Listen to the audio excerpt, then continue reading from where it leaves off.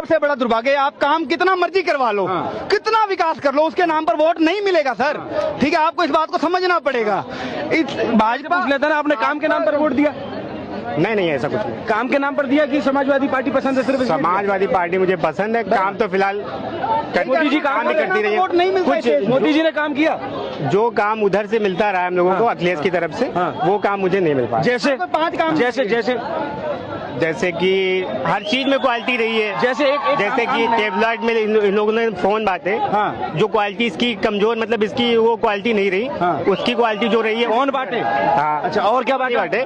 Phone इन्होंने बांटे। नहीं, पता है फोन वो कह रहे भाजपा ने बांटे।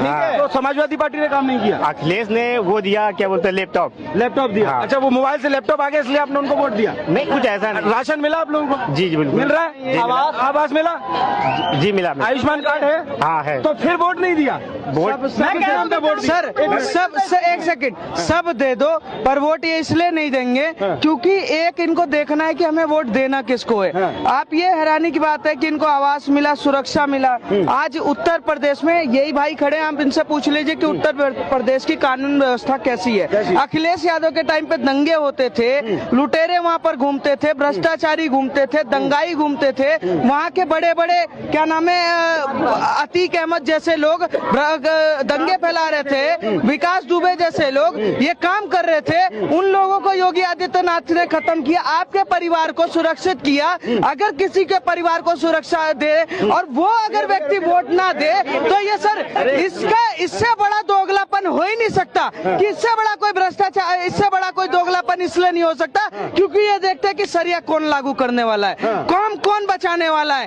एक रामपुर है, झारखंड में रामपुर है, जहाँ पर 2362 घर है, वहाँ पर 523 लोगों को घर मिला। प्रधानमंत्री नरेंद्र मोदी जी के वो बूथ है, उस बूथ पर नरेंद्र मोदी की सरकार 523 मुसलमानों को घर देती है, पर मुसलमान में से एक बंदा वहाँ पर वोट नहीं देता। ये देखते हैं कि हमारे कौम को कौन बचाएगा। मस्जिद से जो आदेश तो पत्थर मारो, मस्जिद से आदेश तो वोट डालो। मैं ये कह रहा हूँ, नरेंद्र मोदी से मैं गुजारिश कर रहा हूँ कि इस देश के एक मजहब के लिए आप काम करना बंद कर दो।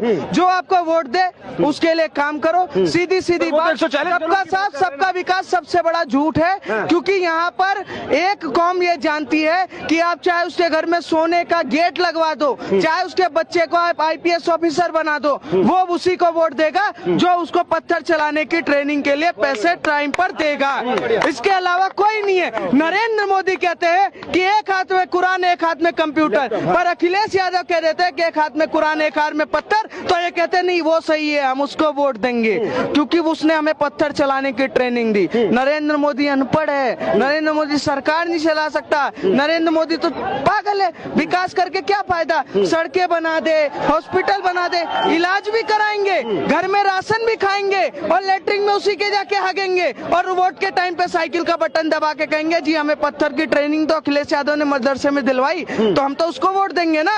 तो वो मजहब के हिसाब से वोट देने का जो काम ये लोग कर रहे हैं, ये देश के लिए बहुत बड़ा खतरनाक है और खतरा है। आने वाले समय में हिंदुओं को सोचना पड़ेगा कि आप कब तक राजपूत और ब्राह्मण, वैश्य, SC ST OBC आरक्षण और इसमें बटोगे। आपको सोचना पड़ेगा कि आपके सामने ही वो बंदा किसी और को वोट दे रहा, पूरा घर लेने के बाद, पूरा राशन लेने के बाद, पूरा सब सुविधा लेने के बाद भी वो वोट उसी को दे रहा है जो सरिया की बात कर रहा है, जो मुस्लिम पर्सनल लॉ वोट की बात करता है, जो वक्फ वोट की बात करता है। ऐसे लोगों का बाइकआउट करना ही जरूरी है इस देश के लिए। अर्थव्यवस्था के लिए सबसे बड़े कलंक अगर कोई है तो ये ऊंचे पैजामे और टोपी, इसके अलावा कोई नहीं। अभी तो वो कह के भी गए कि मुझे सब कुछ मिला पर मुझे सपा पसंद थी, मैंने वो वोट दिया। पसंद क्या, आप जीजा थोड़ी ना चुन रहे हो कि तुम्हें पसंद था चुन लिया, तुम्हें विकास पर जो वोट देना था ना। तो इस सोच को बदलना पड़ेगा, इस देश के हिंदुओं को सोचना पड़ेगा कि हम बटे तो कहीं ना कहीं कटे।